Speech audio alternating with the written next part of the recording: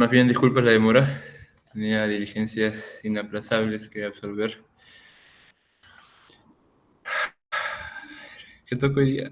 Aquí está. Ya. Compartir. ¿Se puede visualizar la diapositiva? Sí. Ya, perfecto. Ya, chicos. Bien, vamos a empezar con la asesoría del día de hoy. Que precisamente sobre este último control referente a un análisis del acuerdo plenario 1/2019, ¿no? ¿Alguien me puede decir de qué trataba este acuerdo? Si es que ya han leído la lectura, o todavía no sé. No sé, Héctor, creo que siempre participa. Ariana, Ana ya es asistente.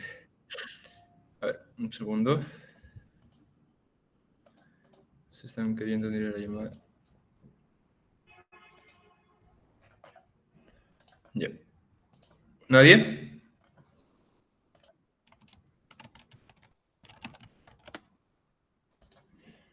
Ya, prisión preventiva, pero ¿qué más? Bueno, ya eso se va a decir en la asesoría. De acuerdo. El autor de este artículo, que es parte de un libro en conjunto, en coordinación, es precisamente nuestro profesor, ¿no? El profesor Víctor Jimmy Arború Martínez, que elaboró este artículo con miras a hacer un análisis concienzudo sobre esta medida cautelar, ¿no? Ahora bien, empecemos por definir qué es la prisión preventiva, ¿no? ¿Alguno de ustedes tiene una noción básica sobre ello, quizá? Para ello tenemos que recurrir a unos aspectos conceptuales previos, ¿no? Por ejemplo, ya habrán visto quizá por teoría general del proceso qué es lo que es una medida cautelar, ¿no? ¿Alguno de ustedes sabe qué es una medida cautelar? Bueno, es un mecanismo procesal, eminentemente procesal, orientado a asegurar el resultado final del proceso, ¿no?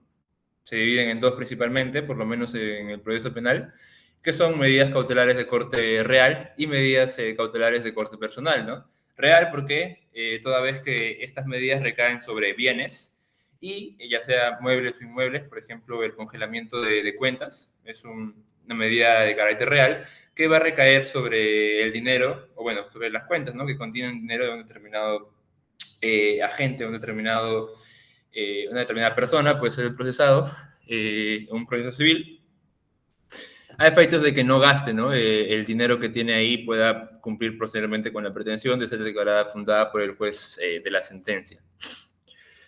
Bien, entonces, pero la naturaleza de esta medida de congelamiento es muy distinta a la medida cautelar de la prisión preventiva, ¿no? Que en el marco del proceso penal se denomina una medida cautelar personal o de coerción personal, ¿no? Ahora, bien, ¿por qué personal? Porque va a recaer sobre una persona, ya no sobre un bien, sino sobre precisamente el imputado, ¿no? Este bien, por ejemplo, puede ser una medida de comparecencia con restricciones, impedimento de salida del país, y la medida, entre comillas, no por excelencia, la más conocida y asimismo la que es más lesiva contra la libertad de las personas, la denominada prisión preventiva, que es materia de estudio y análisis en el Acuerdo Plenario 1/2019 y también en el artículo elaborado por el profesor Arbulú, ¿no? Bien, entonces, como primer aspecto podemos decir eso, ¿no? Que es una medida de coerción personal, la más lesiva, por cierto, del ordenamiento jurídico, contra la libertad de la persona. ¿Por qué más lesiva? En la medida de que es la que atenta más gravemente contra la libertad ambulatoria y personal del imputado, ¿no? Sin siquiera haber una sentencia condenatoria. Lo meten a cana, ahí está, por determinados meses, dependiendo, ¿no? De si se trata de un proceso complejo, un proceso simple o un proceso por criminalidad organizada, bueno, investigación por criminalidad organizada, etcétera, ¿no? Bien, ¿qué más? Está dirigida, pues, a privar la libertad del imputado por un tiempo determinado, como les mencionaba, ¿no? Este es el denominado plazo legal y el otro es el plazo judicial, de lo que va a hablar la asistente Zafra posteriormente. Ahora, ¿a qué me refiero con esto, con plazo determinado, no? Esto quiere decir que tanto legal como judicialmente se tiene que establecer un plazo específico, ya sea, por ejemplo, 3 meses, 4 meses, 5 meses, 6 meses, 7 meses, dependiendo del peligrosismo procesal y del criterio del juez, periodo durante el cual el imputado procesado se va a encontrar en prisión preventiva, ¿no? Ahora bien, bueno, como dije, lo va a explicar Zafra, va a depender de qué clase de proceso sea, un plazo legal, un plazo judicial. El plazo legal va a ser el que está determinado por ley, se establecen ciertos marcos, y el plazo judicial ya va a ser propiamente el que establezca el juez, ¿no? El plazo legal es el plazo máximo que va a establecer, por ejemplo, un juez. Creo que en un proceso simple van a ser máximo 8 meses, no recuerdo bien, y un proceso de criminal organizado van a ser máximo 36 meses, lo que no obsta, por ejemplo, que el juez decida poner menos meses de los cuales se establece en el plazo legal, ¿no? Eso es totalmente factible. Lo que sí no puede hacer es que el plazo judicial supere al plazo legal. Ya se explicará eso con mayor detenimiento posteriormente. Ahora, ¿cuál es la finalidad de la prisión preventiva? O mejor dicho, ¿cuál es aquello que legitima su imposición? Bueno, como la mayoría de medidas cautelares o medidas de coerción, etcétera, ya sea real o personal, va a ser asegurar el normal y correcto desarrollo del proceso, ¿no? Esto se explica de qué manera. Por ejemplo, como mencionaba en la medida de congelamiento de fondos, disculpen, ya, como mencionaba en la medida de congelamiento de fondos, por ejemplo, la finalidad va a ser, precisamente, bueno, su objeto va a ser detener los movimientos transaccionales o de transferencia de dinero por parte del titular de una cuenta, ¿no? Lo congelas. Pero ¿cuál es su finalidad? Evitar que se gaste todo el dinero, o lo transfiera a otra cuenta o que se pierda, para que así pueda cumplir posteriormente de ser declarada fundada la pretensión indemnizatoria o la pretensión monetaria del demandante, para que la pueda pagar, ¿no? Entonces, va a asegurar el resultado quizá o el desarrollo del proceso, ¿no? Bien, en el marco específico de la prisión preventiva va a ser no solamente asegurar el normal y correcto desarrollo del proceso en general, sino en específico asegurar la presencia del imputado en el proceso para así pues que se pueda investigar adecuadamente los hechos, ¿no? Es por ello que se funda también en el tercer requisito de la prisión preventiva, que ya va a ser peligrosismo procesal, de fuga o de obstaculización, que ya lo veremos más adelante. En ese sentido, teniendo en cuenta lo que ya les he dicho, le hago la siguiente pregunta, ¿no? Aunque ya está respondida ahí, pero bueno, ¿cuál es la naturaleza de esta prisión preventiva, ¿no? Por ejemplo, se discute en el acuerdo plenario que algunos sostienen que es una pena anticipada, pero ¿lo es en realidad? No. Considerar que es una pena anticipada sería afirmar también que estamos declarando la culpabilidad antes de una sentencia, lo cual vulnera abiertamente el principio de presunción de inocencia. En ese sentido, la prisión preventiva no se legitimaría para nada en un Estado constitucional de derecho donde se respeta este principio. Pero bien, es por eso que no se puede fundar en una pena anticipada, aunque normalmente así se suele tener en cuenta en la práctica, ¿no? Pero teóricamente no es una pena anticipada, sino que es precisamente una medida cautelar que está destinada a asegurar la presencia del imputado en el proceso, pero todavía lo seguimos considerando inocente, sino que es necesaria su presencia para así poder investigar adecuadamente los hechos, para que se le sea juzgado asimismo en virtud del derecho de defensa, etcétera, ¿no? Y con todas las garantías que promete un proceso penal acusatorio. ¿Hasta ahí se entiende?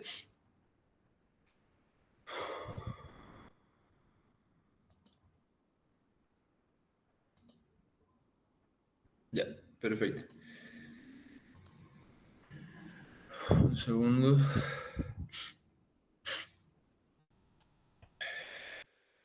Ya. Seguimos. Siguiente diapositiva. Ya. Ahora, vamos con los presupuestos para su aplicación, ¿no? Vamos a redirigirnos para esto al Código Procesal Penal en su artículo 268. Si se pueden situar ahí, es que lo tienen a su mano, deciden digital o físico. Pues bien, el primero, ¿no? Sospecha grave o fuerte, que es también conocido como el fumus comici delicti, es el estándar probatorio requerido sobre la comisión de un delito, ¿no? ¿A qué me refiero con estándar probatorio? Es lo que hemos visto en controles pasados, asesorías pasadas y también clases anteriores, respecto a este, por así decirlo, estado de conocimiento mínimo sobre determinados hechos, para que se pueda proceder con un determinado mecanismo, ¿no? Vamos a ver la siguiente diapositiva para esto. Existen en el marco de un proceso penal, por lo menos desde la perspectiva del fiscal, 4 sospechas o estándares probatorios, como se les quiera llamar. No, a este efecto vamos a tomarlo como sinónimos, aunque tienen ciertas diferencias particulares, pero no no distan mucho en realidad. Bien, están ordenadas en criterio de intensidad. La primera vendría a ser la sospecha inicial o simple, que va a fundamentar la apertura de diligencias preliminares, lo que quiere decir que para que el fiscal tenga bien aperturar o ejercer la acción penal, abrir la investigación preliminar, como recordaremos, existen 3 etapas del proceso penal: investigación preparatoria, dividida en investigación preliminar e investigación preparatoria formalizada, posteriormente la etapa intermedia y finalmente el juicio oral, ¿no? ¿Qué se requiere para aperturarla mediante auto de apertura, digo, mediante disposición de apertura de diligencias preliminares? Simplemente una sospecha inicial o simple, que es el estándar probatorio mínimo, ¿no? Claro, no quiere decir que simplemente se va a basar en simples especulaciones, ¿no? Sino que tienen que haber determinados actos de investigación realizados o cierta noticia criminis que fundamente esa sospecha inicial para que así se pueda aperturar la investigación preliminar. Que dicho ahora, pues está a cargo, ¿no?, de la policía, ¿no?, con esta nueva reforma, y recordarles que eso va a ser parte de su examen final, ¿no?, como lo mencionó el doctor en la última clase que se tuvo. Ahora bien, luego de la apertura de diligencias preliminares, el fiscal va a decidir si formaliza la investigación preparatoria o no. ¿Pero qué se va a requerir o qué grado de conocimiento o sospecha se va a requerir para esto? Una sospecha reveladora, así se le denomina en la doctrina y también en el ordenamiento jurídico procesal penal, que se va a requerir una sospecha reveladora para poder formalizar la investigación preparatoria. Para el requerimiento acusatorio, esto es una vez finalizada la investigación preparatoria, si el fiscal decide archivar, no pasa nada, ¿no? Se queda en nivel de sospecha reveladora, pero si decide requerir acusación, si decide elaborar un requerimiento acusatorio, si requiere acusar, va a necesitar un grado de sospecha mayor. ¿Cómo se le llama ese grado de sospecha?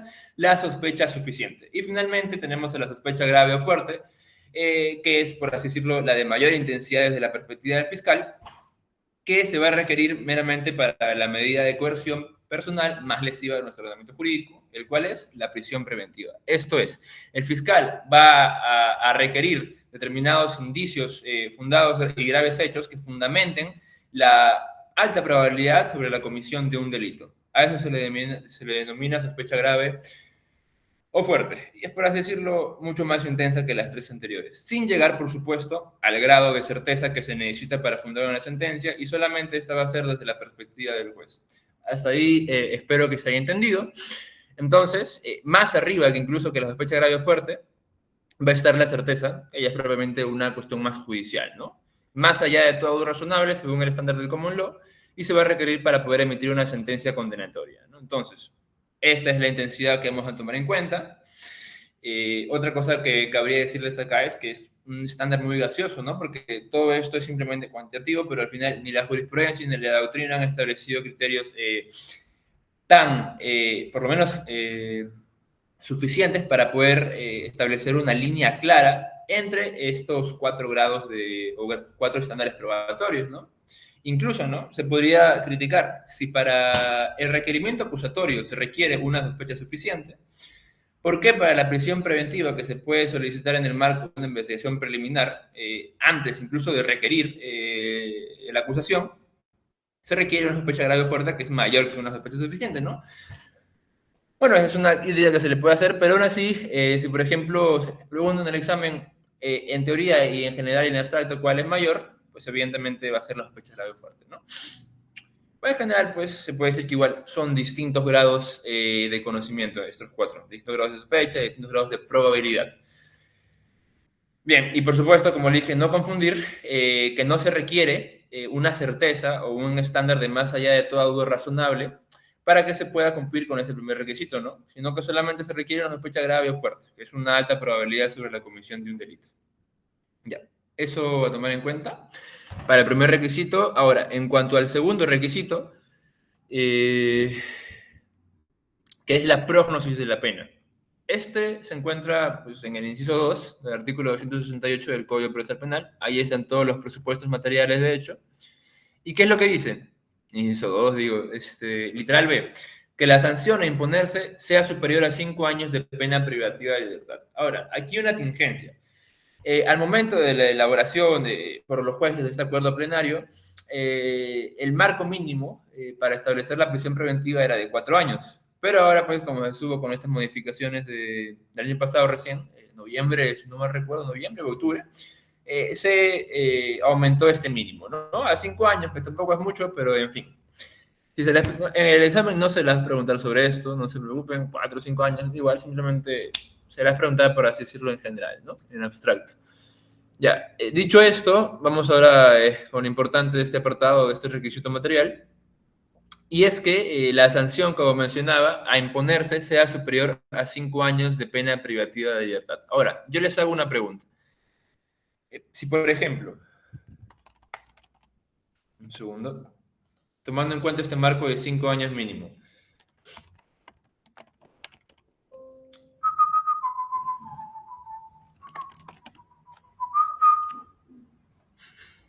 ¿dónde está? ¿Dónde está?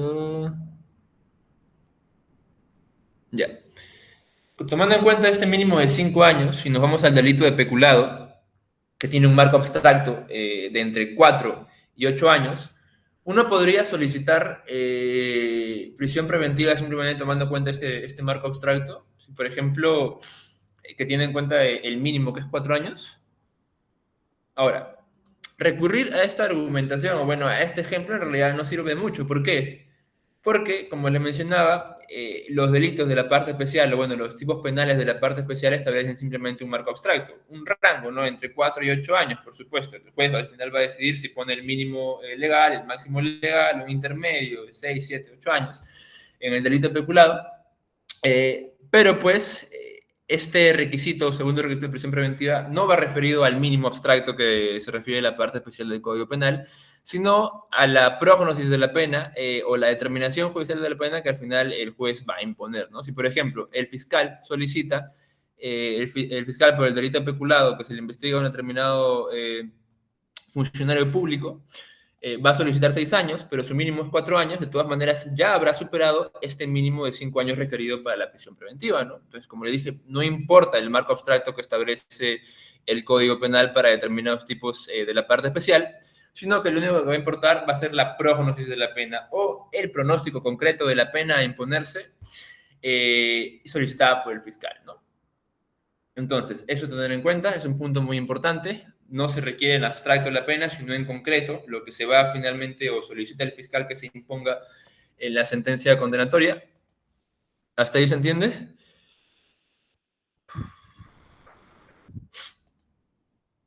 Ya, perfecto. Gracias, Gianfranco.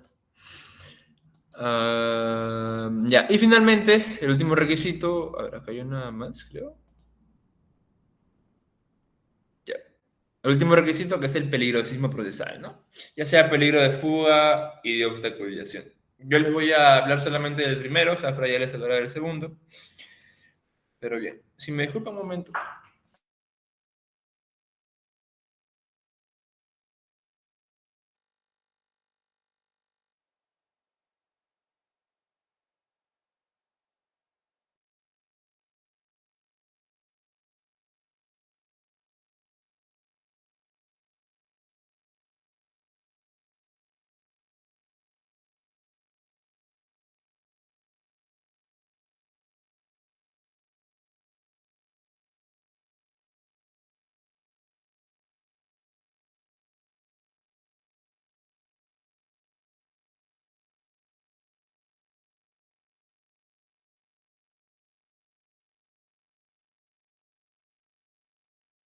Ya, voy por agüita.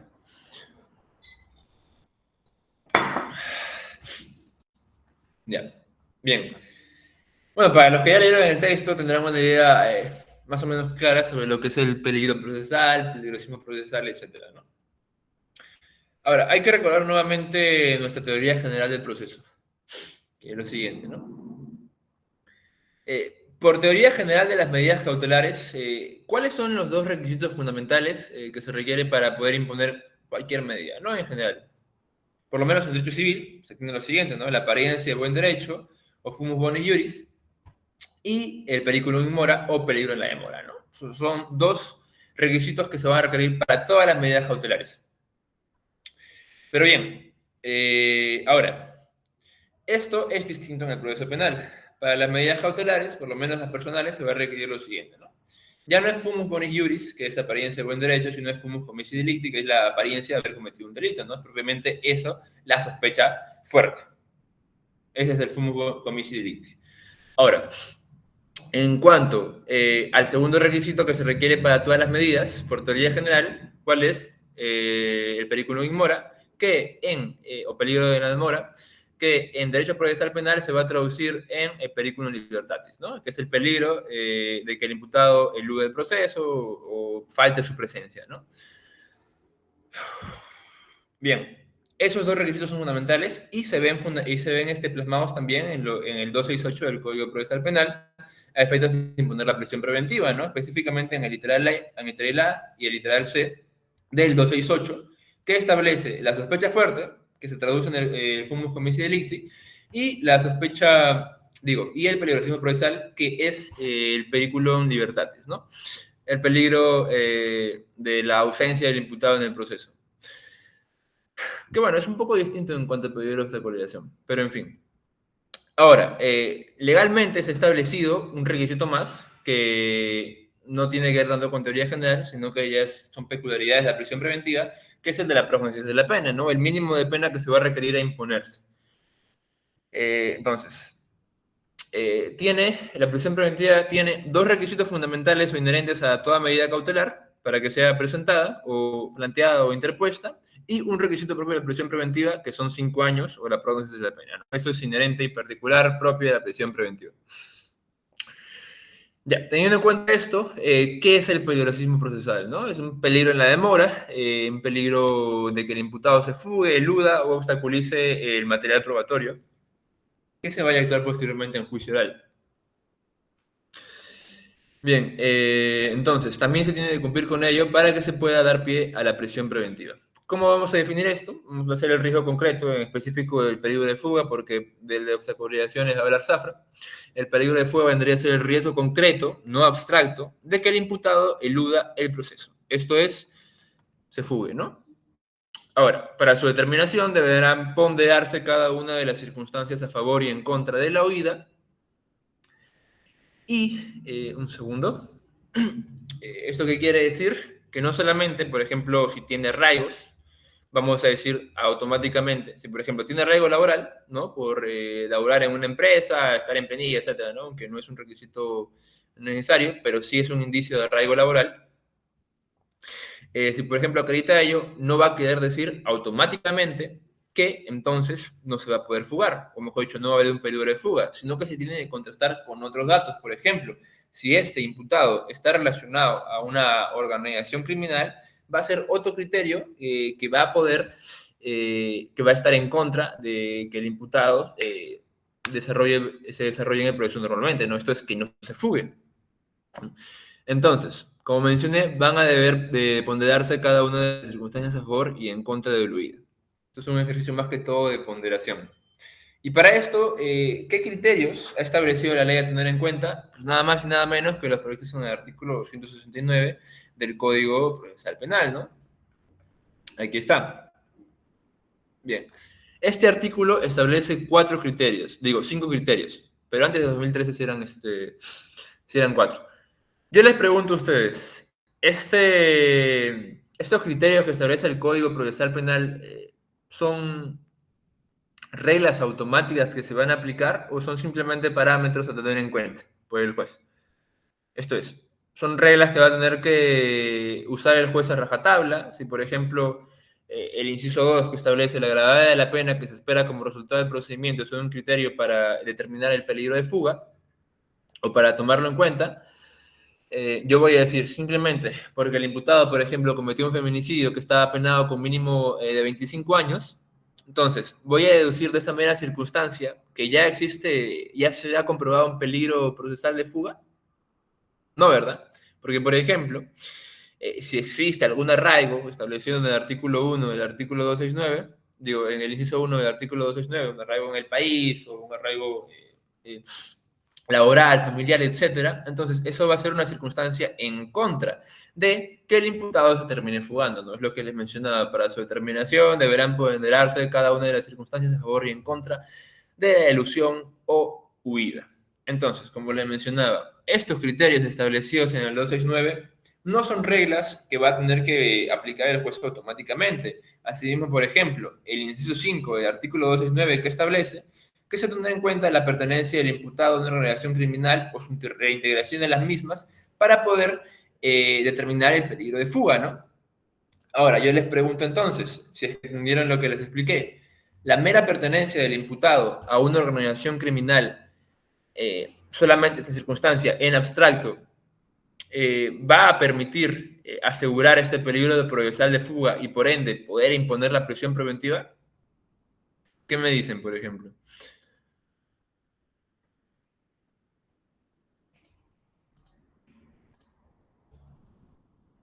Julio dice, no. ¿Qué más? ¿Qué más?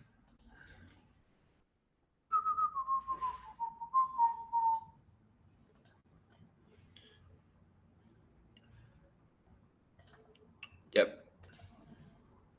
un segundo. A ver. Bueno, pues no, efectivamente, Julio tiene razón. Y de hecho, eso es un tema que traté en el último artículo que publiqué, ¿no? De 2024 de enero. Ahora que lo pienso, hace tiempo que lo publico.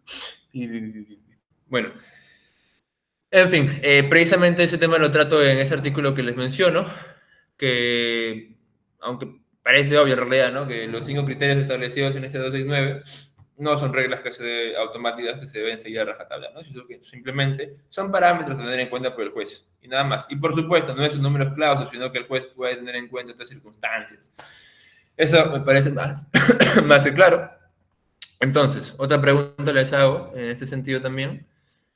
A ver, esto es para su control, chicos.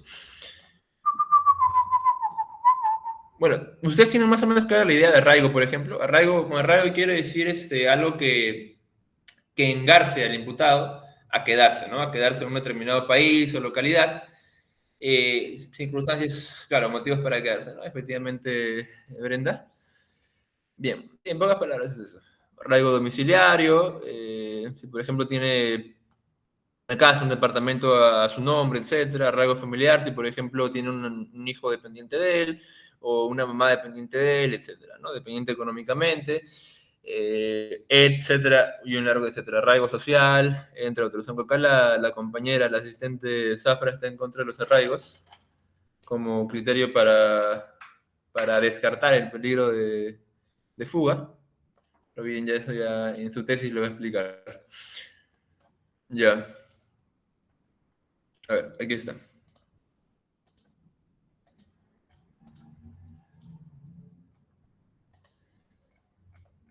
Esa es la perspectiva del fiscal, por ejemplo. Ah, este no es. Ya, ahora sí. Ya, muchachos, les pregunto entonces. Arraigo laboral, tres motivos para quedarse, por ejemplo, si es que uno tiene un trabajo fijo, no necesariamente fijo, ¿no? De hecho, es una regla que establece este acuerdo plenario, que bastará simplemente con que el imputado o procesado sobre el cual se pretende recaer la prisión preventiva por parte de solicitud del fiscal, si es que este imputado se encuentra, puede acreditar su trabajo más o menos constante, una actividad que le permita percibir ingresos para mantenerse a sí mismo y a su familia, ya se va a poder considerar acreditado este arraigo laboral. Es una condición mínima que se establece en este acuerdo plenario. ¿Y por qué? Ello tiene su razón de ser precisamente en el que en este país, por lo menos en Perú, tenemos un alto índice de informalidad. Si no me equivoco, hace unos 5 años era 60%, ahora ha subido un poco, creo, a 80%. Pero pues en ese sentido, no hay trabajadores en planilla, ¿no? La mayoría de nosotros, bueno, no nosotros, bueno, también, estamos en subempleo, nos esconden cuando llega la zona FIL, etcétera, ¿no? Entonces, hay subempleo, desempleo, informalidad, pero muy poca gente en realidad, 30-20% beneficiada con estar en planilla, ¿no? Pero bien, entonces, por eso no se puede tener en cuenta esos criterios simplemente para poder acreditar el arraigo laboral, sino que bastará únicamente con que el procesado demuestre que realiza alguna actividad que le permita percibir ingresos para mantenerse a sí mismo y a su familia, ¿no? Es una regla vinculante que establece este acuerdo. Y como le mencionaba, esta es una circunstancia a favor digo, en contra de la huida del imputado, que se va a tener que ponderar con otras circunstancias, ¿no? Por ejemplo, si tiene arraigo laboral, ya se acredita su arraigo laboral con la simple acreditación de una actividad que realiza para mantenerse a sí mismo y a su familia, pero por otro lado, existe cierta probabilidad de que el imputado pertenezca a una organización criminal, entonces van a ser una circunstancia a favor y una circunstancia en contra de la huida. ¿Qué decimos acerca de esto? Entonces, muchachos, vamos a ver, el juez va a tener que valorar, de acuerdo a las circunstancias del caso, cuál va a pesar más, ¿no? Por ejemplo, yo en estos casos, bueno, necesitaría más datos, ¿no? Pero en fin. Otro dato, por ejemplo, que les mencionaba, que no basta la mera pertenencia del imputado a una organización criminal para poder acreditar el peligro de fuga, es, por ejemplo, el hecho de que, y que lo menciono en el artículo que les digo, es el hecho de que también se tiene que valorar qué grado ostentaba, qué grado de jerarquía ostentaba el imputado en este entramado criminal, ¿no? Si, por ejemplo, era el jefe de la banda, si era un miembro eh, con un conocimiento suficiente sobre lo que sucedía dentro de esta banda, o era simplemente un miembro de menor jerarquía, de la más mínima jerarquía, totalmente irrelevante y muy irreemplazable, que no conoce mucho acerca de la banda, entonces la banda criminal, o mejor dicho, la organización criminal, porque evidentemente hay diferencias sustantivas penales, no va a estar tan interesado en sacarlo del proceso penal para que no declare o se fugue, mejor dicho, no va a apoyar su fuga, porque es precisamente un miembro reemplazable, ¿no? No va a tener mucha información relevante. Entonces, por ejemplo, es otro criterio a tener en cuenta. Como le mencionaba, la mera pertenencia del imputado no va a bastar para poder configurarse este peligrosísimo procesal de fuga. Bien, creo que hasta ahí se lograba entender.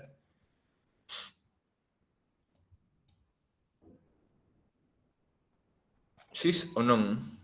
Es Julio, es el único que se entiende, creo. Solo él me responde. Está bien, está bien. Ya, gracias, Brenda. Ya. Bien, chicos. A ver, déjame ver si hay otra cosa que les pueda venir.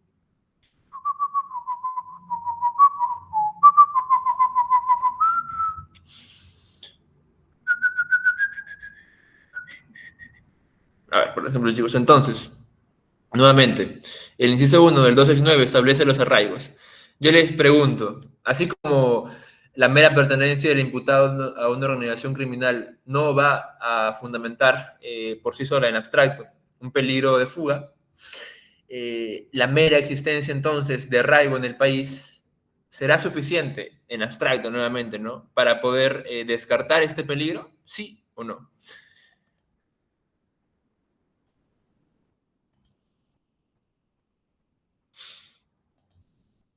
¿Se entendió la pregunta?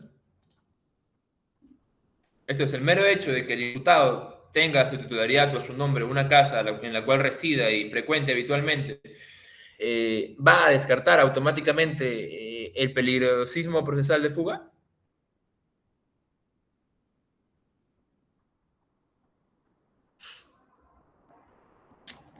¿Se entendió, chicos?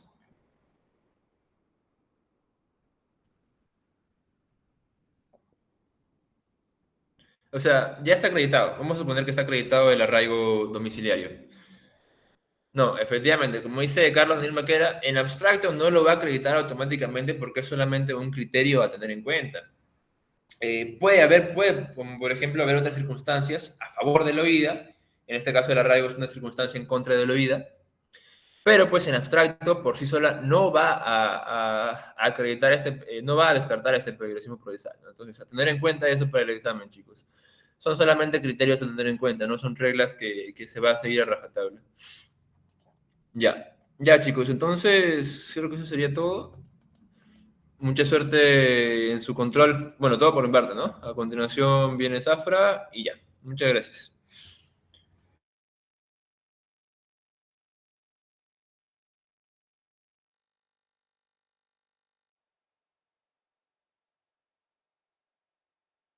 ¿Estás ahí, Zafra? Sí, sí, Pablo. Buenas noches, chicos. ¿Qué tal? ¿Cómo están? ¿Me logran escuchar?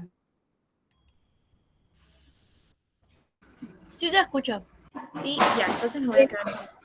Ya, genial, chicos, gracias. Voy a compartir pantalla. A ver.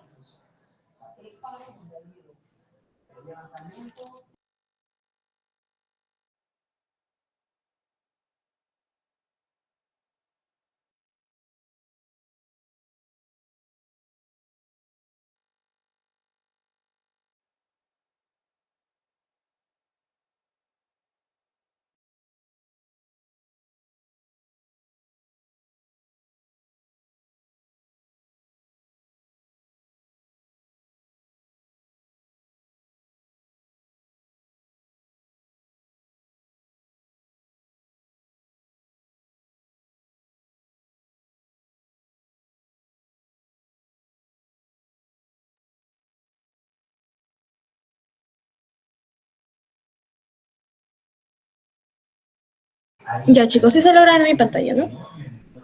Creo que sí, ahí también se me logra escuchar. Ya, muy buenas noches, chicos. A ver, voy a apretar mi cámara. Ya. Muy buenas noches, chicos. Bien, en esta segunda parte vamos a ver todo lo que es el peligro de obstaculización, los plazos y las otras cuestiones a partir de ya la mitad de la lectura para adelante. Sin embargo, sí vamos a hacer algunas precisiones o algunos recordatorios, no precisiones, recordatorios respecto a lo que ya mencionó Pablo en la parte precedente, ¿no? Bien, vamos a abarcar el peligro procesal, ya específicamente el peligro de obstaculización, pero sí me gustaría antes poder hacer un pequeño contexto. Como explicó Pablo, los elementos para la constitución de la prisión preventiva como tal son tres: los graves y fundados elementos de convicción, en margen de la sospecha grave, obviamente; la prognosis de pena mayor a 5 años, que antes era 4, ahora ha sido modificado en el año pasado, creo que en diciembre, noviembre, ahora son 5, y el peligro procesal. Como podrán ver, ahí he puesto la imagen de un corazón, porque es sin duda alguna este peligro procesal el corazón de la prisión preventiva. Esta es la razón de ser de la prisión preventiva como tal, tanto en sus dos vertientes, sea un peligro de fuga o un peligro de obstaculización, para el establecimiento de este peligro procesal. Ahora bien, es importante resaltar aquí que no es necesario que se dé el peligro de fuga y el peligro de obstaculización, sino que basta que se dé uno de estos para que pueda contemplarse el peligro procesal y, por tanto, darse por cubierto este elemento de la prisión preventiva como tal. Bien, cuando hablamos, voy a tener aquí su lectura a la mano para que ante cualquier cosita cualquier duda me la puedan también hacer saber. Vamos a ir en el mismo orden de la lectura para que puedan cotejarlo de forma paralela, a fin de que no se pierdan con el orden, ¿no? Entonces, bien. El peligro de obstaculización como tal va a ser aquel que va la medida lo que va a tratar es evitar ese peligro de esta obstaculización, tratando de evitar que la libertad del investigado sea aprovechada para poder obstruir la investigación actuando de un modo fraudulento. Ahora bien, respecto a su lectura, sí me gustaría hacer énfasis en esta parte y lo voy a leer de forma explícita. Siempre que sea razonable colegir en razón de los antecedentes del imputado y otras circunstancias del caso particular. Y es que es importante que para el establecimiento de un peligro procesal como tal, y específicamente ya un peligro de obstaculización, aunque el peligro de fuga también, como le explicó Pablo, es necesario que se mantengan circunstancias específicas en atención a cada caso en específico, ¿no? No podremos hacer simplemente una valoración abstracta, sino que más tenemos que aterrizar todos estos supuestos al caso en específico. Ahora bien, hay posturas encontradas y este tema de la prisión preventiva siempre va a generar el debate entre la fiscalía y la defensa técnica como tal, porque para la defensa técnica la parte doctrinaria respecto a cuando se toma la posición de la defensa técnica es que existiría una vulneración a la presunción de inocencia y entre otros factores que desarrollaré un poquito más adelante también como cuestión de un poquito más de desarrollo y conocimiento práctico y de forma general, ¿no? Pero aquí podremos encontrar dos matices y dos posturas doctrinarias que es importante que las podamos entender como tal. Su lectura va a hacer énfasis en autores como tal. El doctor Binder, que va a establecer que el Estado va a contar con innumerables medios para poder evitar una eventual acción del imputado y por tanto no debería establecerse la prisión preventiva en versión de la acción del imputado, porque el Estado debería tener los elementos suficientes como para poder entender a a la prisión preventiva, entender y evitar que se genere este peligro de obstaculización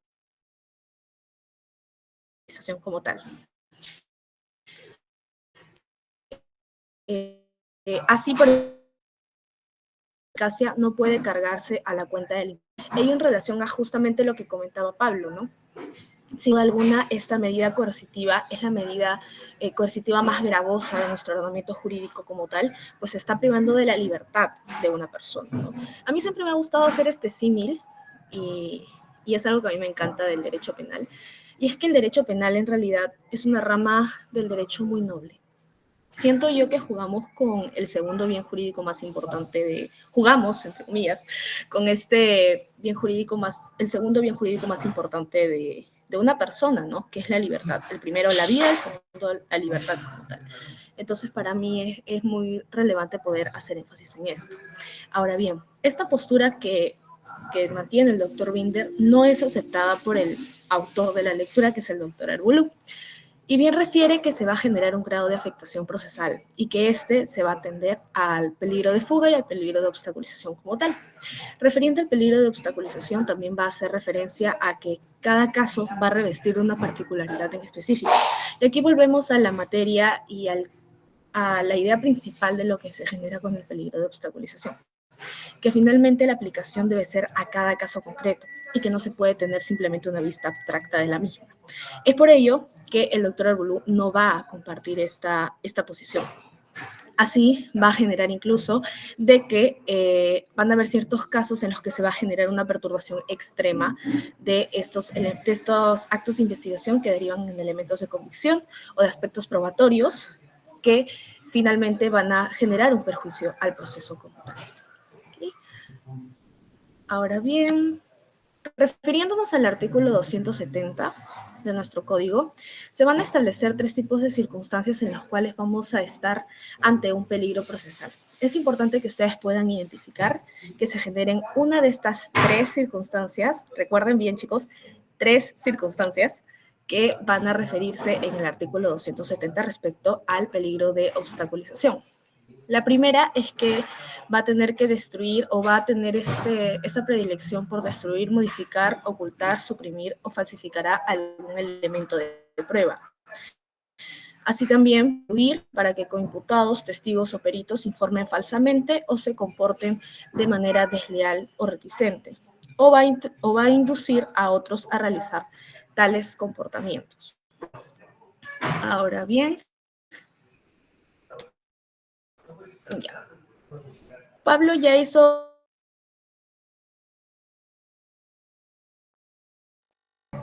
un desglose de lo que sé yo, pero sí me gustaría hacerles el estándar fijado para este tipo de medida, ¿no? Este estándar probatorio, estos grados de sospechas como tal, van a estar establecidos en la sentencia plenaria 1/2017.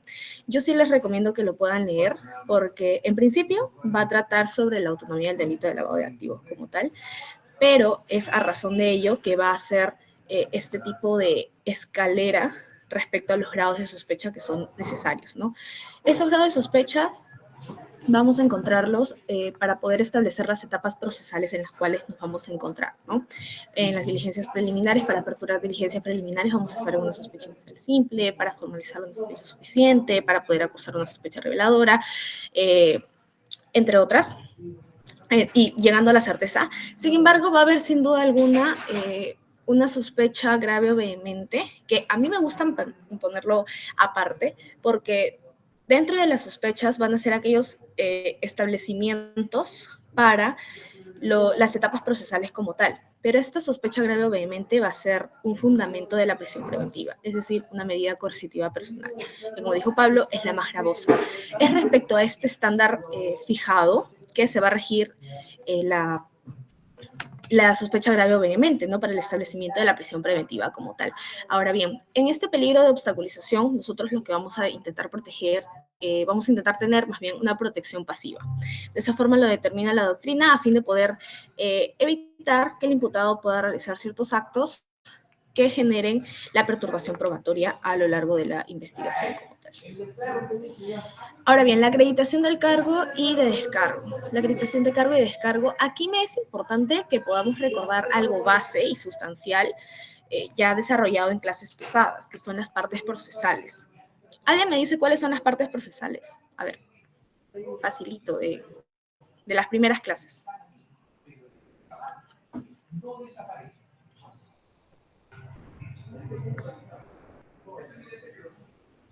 Chicos, ¿no se acuerdan cuáles son las partes procesales?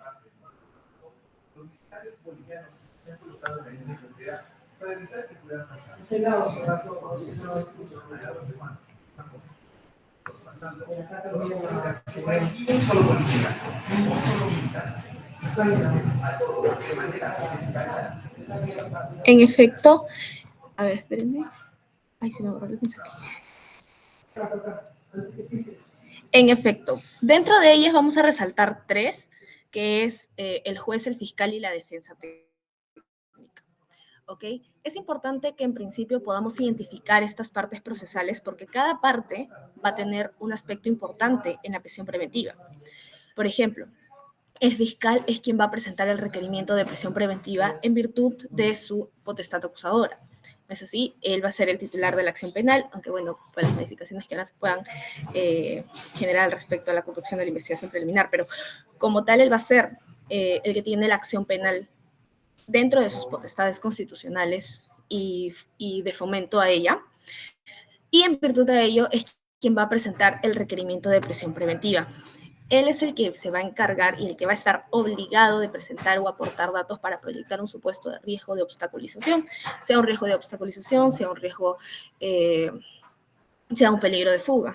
Ello en razón a que todas las disposiciones que presenta, disposiciones, requerimientos, tienen que estar motivados. Ahora bien, esta información debe basarse en información real y no en simplemente conjeturas. Esta parte es importante porque de aquí vemos ya una cierta, no me gustaría decir carga de la prueba porque no es prueba, pero para términos didácticos vamos a llamarlo así, de parte del fiscal para poder establecer estos lineamientos y específicamente en este aspecto del peligro de obstaculización. Pero ¿qué es lo que se ha generado acá? Y ya me alejo un poquito de su lectura, pero que me parece importante que ustedes también lo puedan conocer en aras de la práctica. Que aquí se genera un gran debate, también podría decirse, bueno, doctrinario y práctico, en realidad, respecto a quién tendría esta carga de la prueba respecto, como digo, no carga de la prueba para aspectos dinámicos, porque no estamos en prueba, respecto al peligro de obstaculización o el peligro de fuga. A ello, por ejemplo, me gustaría mencionar el libro del doctor Oré, que menciona de que aquí se generaría una vulneración de la presunción de inocencia. Existen posiciones que he logrado advertir que refieren esta vulneración a la presunción de inocencia respecto a los graves y fundados elementos de convicción. Pero una postura que me generó bastante interés es la que toma el doctor, refiriendo a que esta vulneración de la presunción de inocencia se da en relación a la carga de la prueba, ¿no? Refiriendo de que muchas veces se toma, la decisión, el juez toma la decisión porque él va a ser quien mide el peligro y la peligrosidad que pueda tener el imputado para poder dictar o no la prisión preventiva. Claro, está bajo un auto debidamente motivado, pero en vez de tomar lo que presenta el fiscal como prueba de cargo, toma en consideración lo que no presenta la defensa. Y eso es importante porque generaría lo que a su entender es la vulneración de la presunción de inocencia. Y me voy a remitir a citar dos ejemplos específicos que lo menciona en su libro y que a mí se me hacen bastante interesantes, que espero que ustedes también, respecto a este punto, ¿no? Primero, dice que en el caso número 490-2012, en el que un estudiante de la Universidad Villarreal disparó un arma de fuego causando la muerte a quien habría querido agredirle con un arma blanca para robarle sus pertenencias, la jueza consideró que no existiría arraigo domiciliario debido a que la defensa del denunciado no presentó documentación que acredite el domicilio fijo, por lo que previo previo que le duría a la justicia. Ahora bien, respecto a ello, lo mencioné en una asesoría pasada, que la defensa técnica puede tomar dos tipos de teoría del caso, ¿no? Una teoría del caso de defensa activa y una teoría del caso de defensa pasiva. Esto queda a merced de la defensa técnica como tal, y el juez no podría basar su sustento respecto a lo que no presentó la defensa, porque él no está en potestad de probar en términos didácticos, ¿no? Pues quien presenta el requerimiento de prisión preventiva es el fiscal. Ahora, les comento otro caso, ¿no? Que también lo establece el doctor como ejemplo. En el caso número 1039 de 2019, en el que una profesora que atropelló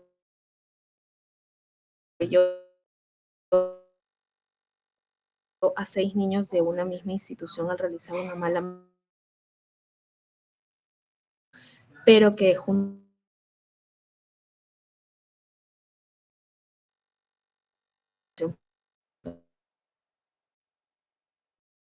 preventiva. Constatamos así una vez más la inversión de la carga de la prueba que impone al propio. Chicos, ¿me escuchan? Creo que se me fue un poco el internet. Sí, se está cortando un poco. Sí, se está cortando. Confírmenme, por favor. Sí, se está cortando. Se está cortando. ¿Sí se cortó? Sí. Voy a conectarme a Twitter un ratito. Okay.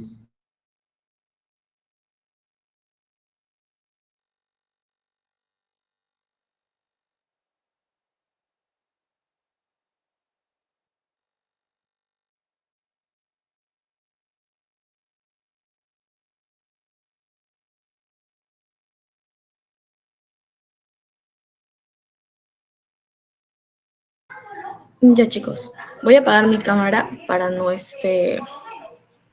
para que la red sea un poquito más estable. De todas formas, si se me entrecorta o algo, me avisan.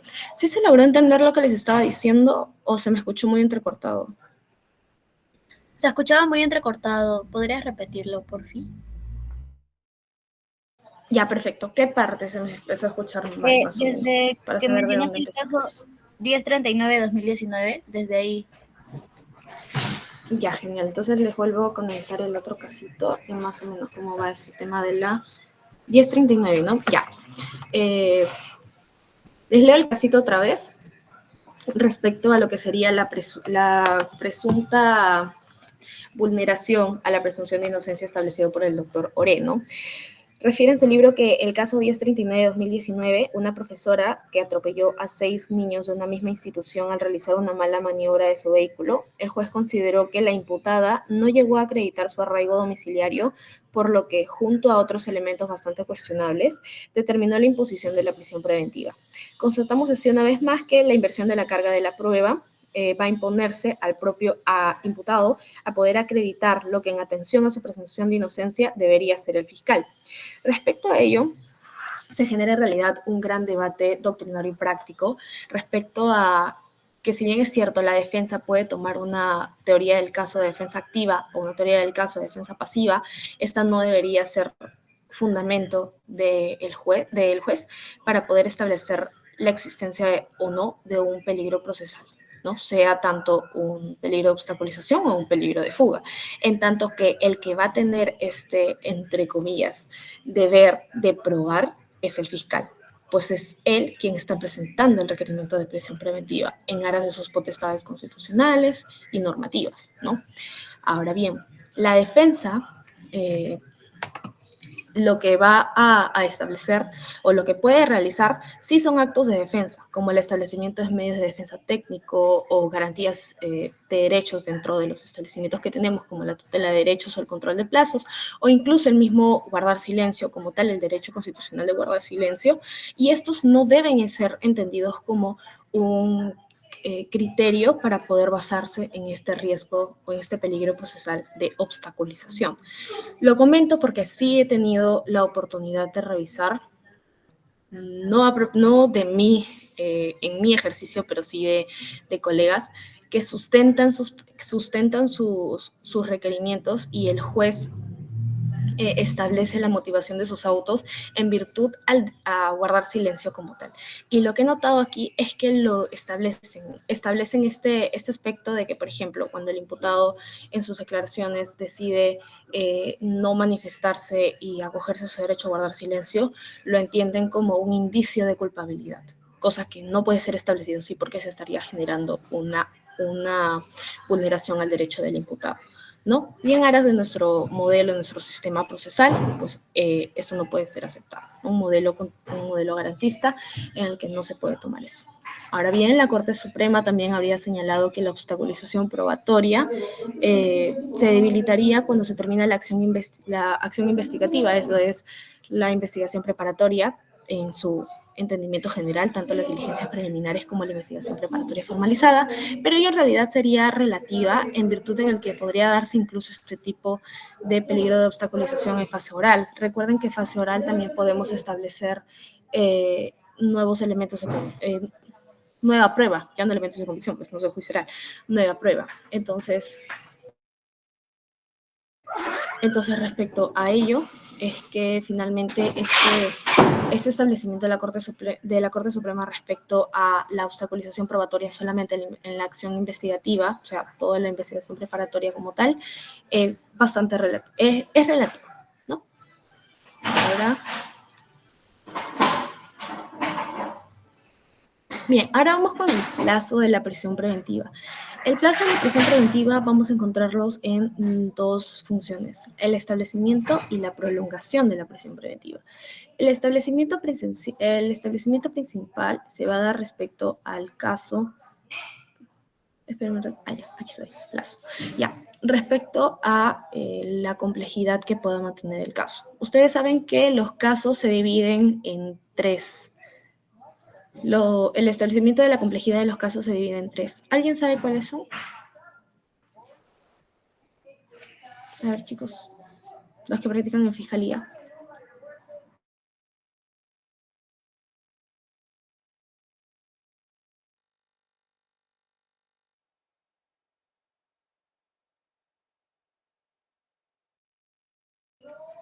¿No se acuerdan, chicos?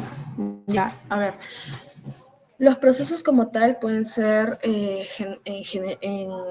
calidad a su complejidad, pueden ser simples, complejos o procesos de criminalidad organizadas como tal, ¿no? Y ello va a deberse en relación al plazo, porque no es lo mismo el establecimiento de un plazo, una prisión preventiva en un caso simple, a otro en una de criminalidad organizada, en razón a que el de criminalidad organizada, por la misma complejidad que mantiene la investigación, claro, la criminalidad organizada a 36 meses, va a necesitar mayores actos de investigación y de mayores complejidad.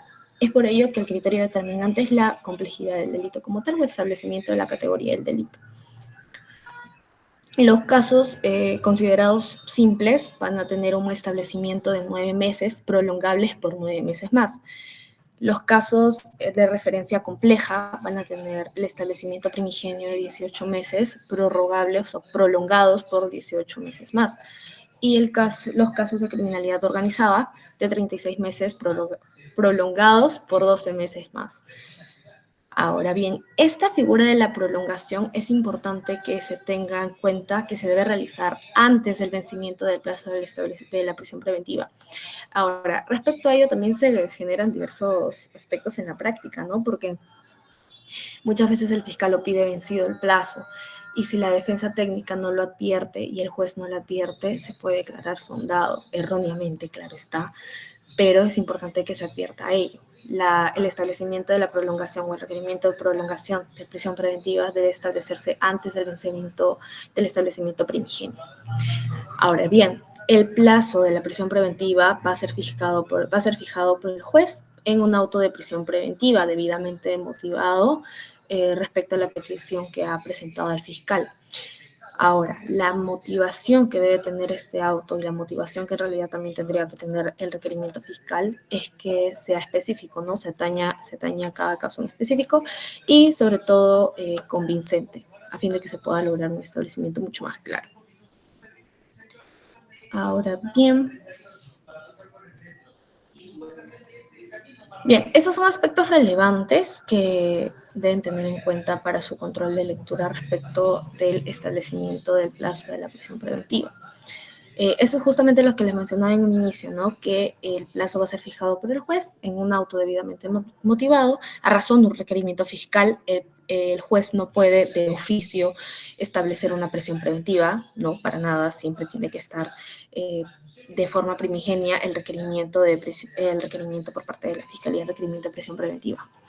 Ahora bien, para fijar el plazo de la prisión preventiva se debe tener en cuenta primero la dimensión y complejidad de la investigación respecto a justamente lo que les mencionaba con anterioridad. No va a ser lo mismo investigar un caso simple que en un caso de criminalidad organizada. El caso de criminalidad organizada sin duda alguna va a denotar mayores actos de investigación y la mayor complejidad. También por el tema de los sujetos procesales, ¿no? En un caso simple normalmente hay un solo imputado como tal, porque ustedes saben que también uno de los criterios para la determinación de un caso complejo es la pluralidad de investigados. Y por el contrario, por ejemplo, un caso complejo, un caso de criminalidad organizada, también una de las características muy comunes es que se establezca una pluralidad de investigados. Entonces, obviamente, los actos de investigación que van a derivar en elementos de convicción van a ser mayores y la complejidad que va a establecer estos también van a ser mayores. Ahora, la gravedad y extensión del delito imputado también va a ser importante. Va a relación bastante con el primero, en realidad. Yo lo entendería de una forma conjunta. La dificultad y la cantidad de actos de investigación que se van a tener en cuenta para llevar a cabo durante este plazo de prisión preventiva. Las actuaciones de investigación que ya se han realizado. Les cuento, hay un casito. Hace unos días nos declararon infundado un requerimiento de prisión preventiva respecto a un caso que se había realizado en una estafa. Era una estafa, pero estas típicas estafas piramidales y todo eso, de un caso que nosotros habíamos tenido con detenidos. Pero ¿qué había pasado? Que se había tenido la detención de las personas, pero no se había requerido la prisión preventiva en el momento en el que se debió haber requerido y se requirió con mucha posterioridad. Hablamos de más o menos unos 8 meses después de la detención de los investigados, ¿no? Ahora acusados, porque ya hay una acusación de por medio. Pero justamente declararon infundado este requerimiento de prisión preventiva en razón a que habría pasado demasiado tiempo desde la detención preliminar y cuestionaron el hecho de que si los actos que se realizarían dentro del establecimiento del plazo de prisión preventiva no se hubiesen podido realizar durante estos 8 meses previos en los que no se solicitó la prisión preventiva, ¿no? Fue el establecimiento que mantuvo el juez para poder declarar infundada este requerimiento de prisión preventiva como tal. Entonces, para que puedan ver, chicos, de forma práctica que estos aspectos, aunque a veces parecen un poco ya teóricos, en la práctica se encuentran, ¿no? Y es importante poder conocerlos de forma específica y también de forma general. Ahora bien, también es importante establecer como criterio la presencia o ausencia de los imputados y el riesgo de fuga subyacente, ¿no? Eso respecto al peligro procesal, el peligro de fuga específicamente.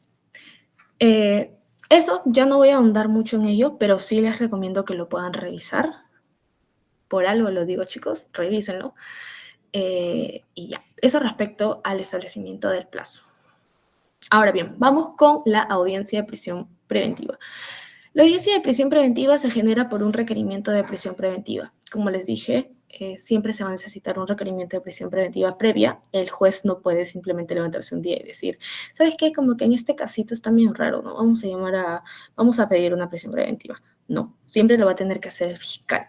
Ahora, después de presentar el requerimiento de prisión preventiva, va a tener que pasar un máximo de 48 horas para que se pueda generar la audiencia de prisión preventiva como tal. Ello en la norma establece 48 horas, pero en la práctica se genera a las 24 horas de ingresado al requerimiento de prisión preventiva. Lo más normal es que se dé al día siguiente en un máximo de 48 horas. Les comento una vez, yo me acuerdo que se ingresó un requerimiento de prisión preventiva como a la 1 de la mañana y a las 5 de la tarde teníamos ya la audiencia. Entonces, es bastante pronto. Y justamente respecto a este tema se genera también el debate respecto a la Fiscalía y la Defensa, en el que la defensa sustenta que este plazo establecido sería un plazo muy corto para poder generar una defensa idónea para el imputado, ¿no? Yo entendería que, que atiende mucho a la idoneidad de la medida, ¿no? Y a la inmediatez que se necesita para el establecimiento de la prisión, bueno, en caso se declare fundada la prisión preventiva, pero para generar este debate de prisión preventiva. Sin embargo, yo sí reconozco humildemente que sin duda alguna se podría generar una posición de ventaja respecto a la actuación del fiscal en este punto, porque el fiscal, a ver, la realidad práctica, y Pablo no me dejará mentir cuando ha estado por parte de la defensa técnica, es que se genera una detención preliminar o una detención en flagrancia. Normalmente se pide antes incluso una detención preliminar. Y el último día de la detención preliminar ya se está ingresando el requerimiento de prisión preventiva. Ese es el truco que siempre se hace. Cuando se tiene un detenido en flagrancia, 48 horas, en la última hora se está ingresando el requerimiento de prisión preventiva. Cuando se tiene una detención preliminar, se tiene el establecimiento del plazo y el último día se está ingresando el requerimiento de prisión preventiva. Pasó con, ¿cómo se llama? Sí, pues así es, lo siento. Desenmascarando verdades del proceso penal. Pero, por ejemplo, eso es lo que pasó con Chibolín, ¿no? Se le estableció una detención preliminar y el último día ya se estaba requiriendo una prisión preventiva. Y esa en realidad es lo que se da en la práctica, ¿no? Entonces, ahí lo que genera el debate es, por parte de la Fiscalía y por parte de la Defensa, si es que este establecimiento de 48 horas o si esas prácticas son aceptables o no, o si se estaría generando una vulneración al derecho de la defensa de la parte, bueno, del investigado, ¿no? Del imputado. Ya lo dejo para su debate interno. Quizás ahí tendrán sus críticas o su posición respecto a este punto, pero me parece muy relevante, me parece muy, muy interesante respecto a los debates que se plantean dentro de la prisión preventiva. Pero bien, la participación obligatoria del fiscal, defensor e imputado, de forma práctica el juez va a permitir el debate de cada uno de los elementos constitutivos de la prisión preventiva. Esto en respecto a que cuando se inicia la prisión preventiva como tal, se da la presentación de las partes, y se establece el debate respecto a cada elemento constitutivo de la prisión preventiva. Por ejemplo, primero se inicia con los graves y fundados elementos de convicción, toma la palabra el fiscal, toma la palabra el abogado del agraviado, toma la palabra la defensa técnica. Entonces, ello respecto al debate del primer elemento, el elemento de graves y fundados, los graves y fundados elementos de convicción. Luego se pasa al siguiente elemento, la prognosis de pena, y se genera el mismo debate fiscal, abogado del agraviado, en caso lo hubiera, y la defensa técnica, ¿no? Y luego con el tercer debate, que es el peligro procesal, de la misma forma, y ya después el juez, respecto a lo establecido por las partes, al debate establecido por las partes, va a emitir su decisión, y respecto a ello,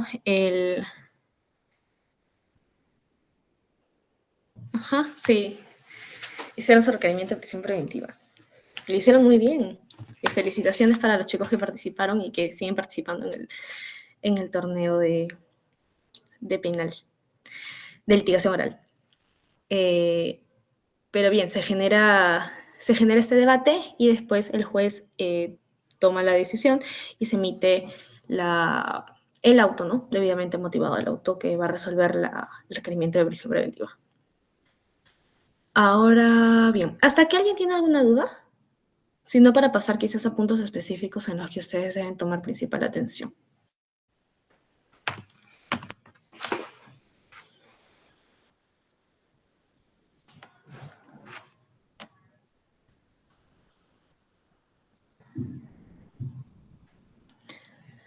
Ya, a ver, pasemos a los puntos en los que deben tomar principal atención. Voy a hacerlo en modo de pregunta. Para el que leyó, bien. Para el que no leyó, lea.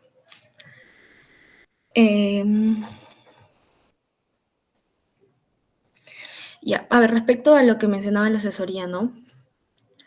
Los actos de investigación como tal, los actos de defensa ejercidos por la defensa técnica, sea por ejemplo la postulación de una excepción o la postulación de una tutela de derechos o algún medio de defensa que crea conveniente la defensa técnica, debe ser entendido como un indicio siquiera del peligro procesal, el peligro de obstaculización quizás, o debe ser entendido como el mero ejercicio de su derecho a la defensa. ¿Alguien me puede decir?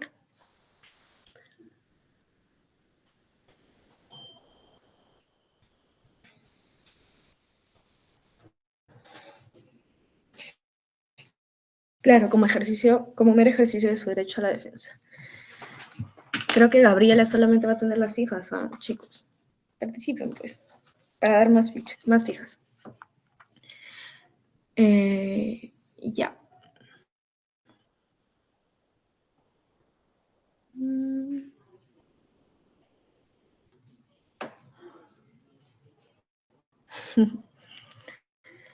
También.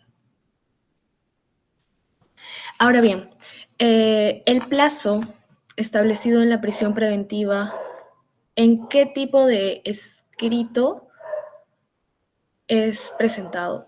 O sea, ¿ustedes saben qué tipos de escrito realiza la Fiscalía?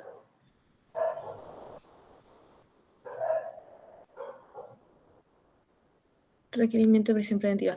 Claro, los escritos que presenta la Fiscalía son 3. Los requerimientos, las disposiciones y las providencias. Son 3 tipos de escritos que presenta la Fiscalía. Las providencias son de mero trámite, como tal. Normalmente, bueno, depende de la política de cada despacho, al menos en el despacho en el que yo estoy se genera razón y providencia. Me parece que es el más idóneo porque la razón te va a generar un contexto y la providencia como tal ya la acción de trámite, ¿no? Por ejemplo, puede ser tomar una declaración u oficiar a un área en específico, a una entidad en específica y así. Las disposiciones ya son aquellas que son generadas debidamente motivadas y que van a resolver algo. Por ejemplo, la disposición de inicio de diligencias preliminares o la disposición de continuación de investigación preparatoria, la disposición de formalización, que no requieren ningún tipo de permiso de nadie, es simplemente una disposición que genera el fiscal en virtud de su función acusatoria, en su función de acusar. Y por otro lado, tenemos los requerimientos. Los requerimientos ya se dan cuando estamos ante un control judicial. Eso querría decir dentro de la formalización de investigación preparatoria en adelante, ¿no? Donde ya tenemos el control dentro de la investigación preparatoria del juez de garantías, dentro de la etapa intermedia también, y bueno, el juicio oral. Saben que el juez que está a cargo es el juez de juicio oral como tal, ¿no? Entonces, por ejemplo, cuando se requiere una prisión preventiva, se genera un escrito denominado requerimiento de prisión preventiva, ¿no? De igual forma, el PJ tiene el establecimiento de sus escritos. Y para poder resolver este requerimiento de prisión preventiva después de la audiencia de prisión preventiva, emite un auto que resuelve una prisión preventiva. ¿Ok? Entonces es importante que mantengan la diferencia entre cuáles son los escritos que va a presentar la Fiscalía y cuáles son los escritos que va a presentar el juez.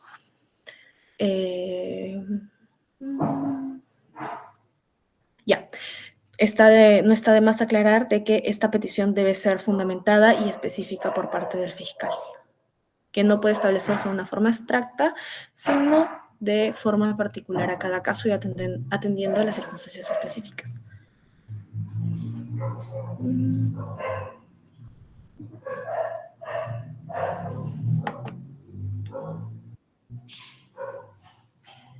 Habla, Pablo. Sí, antes de... me faltaron aclarar unos 3 últimos puntos. Entonces, los digo rápido a los chicos, precisamente para efectos de su evaluación. El primero, con respecto a la discusión de la tipicidad en prisión preventiva, que antes del acuerdo plenario de 2019, pues, por lo menos había, incluso se acabó hace poco uno, pero en fin, no es vinculante, se pueden apartar. En fin, antes del acuerdo plenario de 2019, la doctrina y la jurisprudencia entendía que que no se podían discutir cuestiones de tipicidad en el ámbito del requerimiento de prisión preventiva, sino que solamente se debían discutir los actos de investigación, los indicios sobre la comisión de un delito, ¿no? Entonces, por ejemplo, con tipicidad me refiero a la cualidad de un hecho para que calce dentro del tipo penal, ¿no? Los elementos típicos, por ejemplo, el dolo, la culpa, si es que fuera un delito previsto en la modalidad imprudente, el engaño típico en caso de la estafa, etcétera, ¿no? Ya.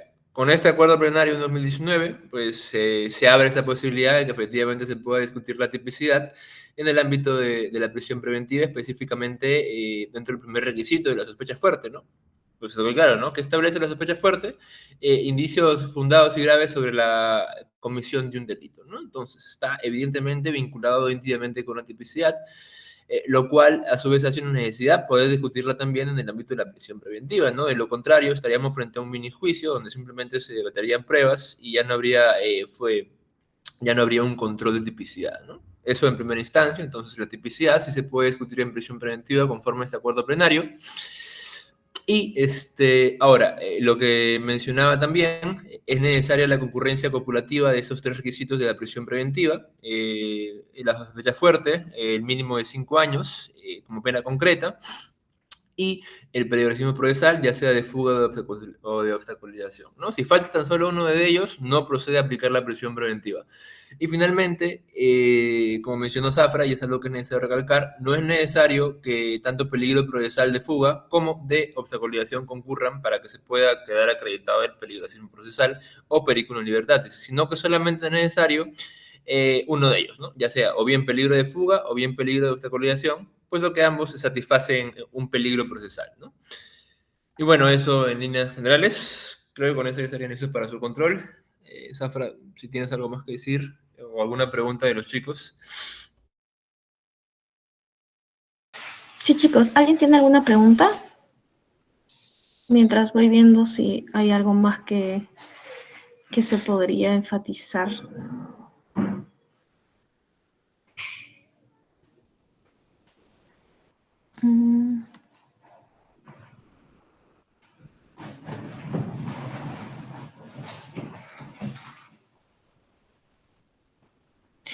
Ya, a ver. Ya, a ver. Voy a leerles cositas puntuales. Pablo, te hacen preguntas respecto al acuerdo antes del 1/2019, de lo que estabas mencionando de la tipicidad. Ajá. Antes del 1/2019, la jurisprudencia entendía que no se podía discutir la tipicidad, los elementos típicos de un delito, en sede de audiencia de prisión preventiva, ¿no?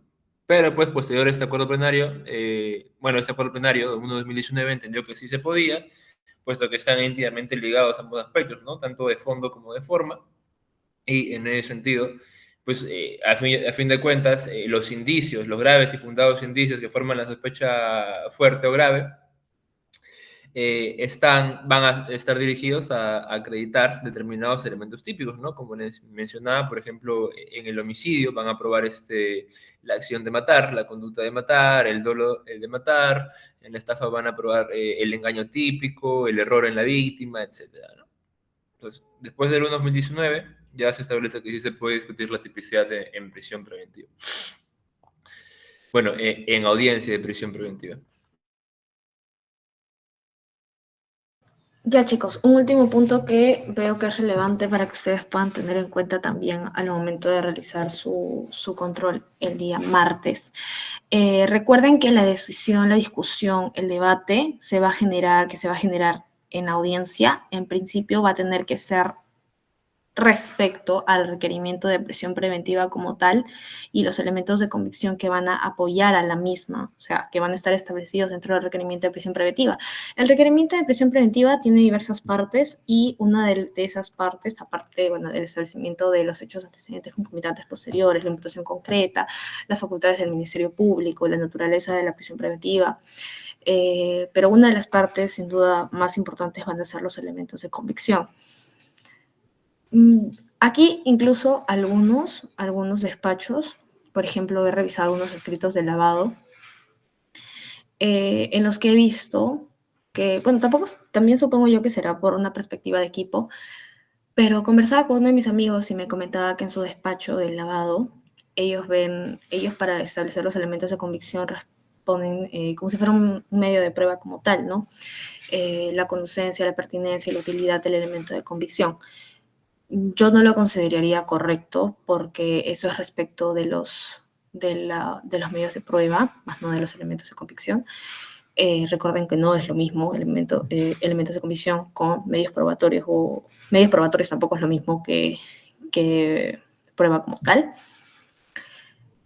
pero se establece de esa forma. Lo que sí es importante es que se establezca el por qué va a sustentar los hechos o la imputación concreta en realidad, más que los hechos, respecto de la persona a la que se le busca establecer la prisión preventiva, ¿no? Y es respecto a ello, respecto a lo que contiene el requerimiento de prisión preventiva y los elementos de convicción que van a estar establecidos en el requerimiento de prisión preventiva, que se debe generar esta discusión en la audiencia de prisión preventiva, y que además el plazo del establecimiento de la prisión preventiva establecida por el juez debe darse tanto en un aspecto de tiempo respecto al tiempo legal y al tiempo razonable, ¿no?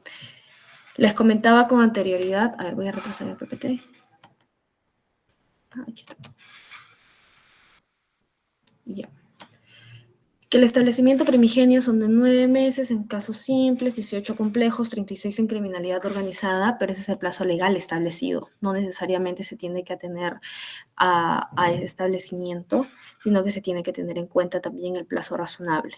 ¿No es así? Por ejemplo, puede que para un caso de criminalidad organizada no sean necesarios 36 meses, sino que pongan 24 meses. Entonces, esos aspectos y respecto al establecimiento de las circunstancias en cada caso en específico son las que va a tener que tener en cuenta el juez para poder resolver el requerimiento de prisión preventiva respecto a la discusión que se genere en audiencia en base al requerimiento de prisión preventiva y los elementos de convicción que la sustenten. Sí, chicos, para que lo tengan en cuenta nada más, porque sí es importante en su control. Listo, chicos. Ello sería todo por mi parte. Si no tuvieran más preguntas, hecho, creo yo que se pueda concluir. ahí donde dice Carlos, donde está preguntando si no se imputa crimen organizado, igualmente se puede usar el brazo de criminalidad organizada.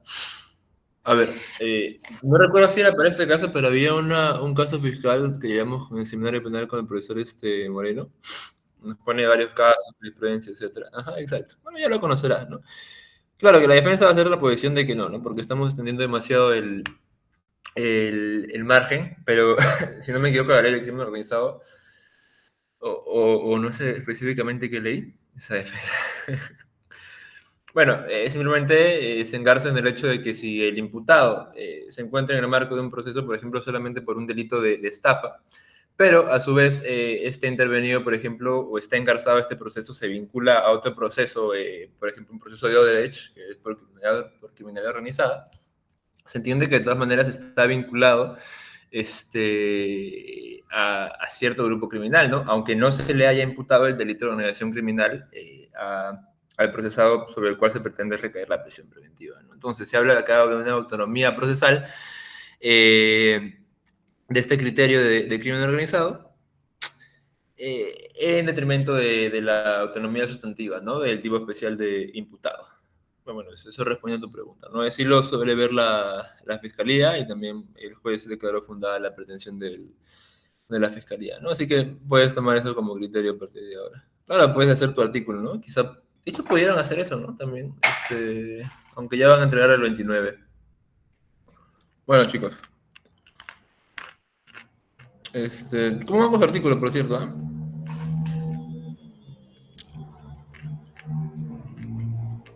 Mucha suerte a los que están presentando su artículo y ojalá ganen los libros, pues.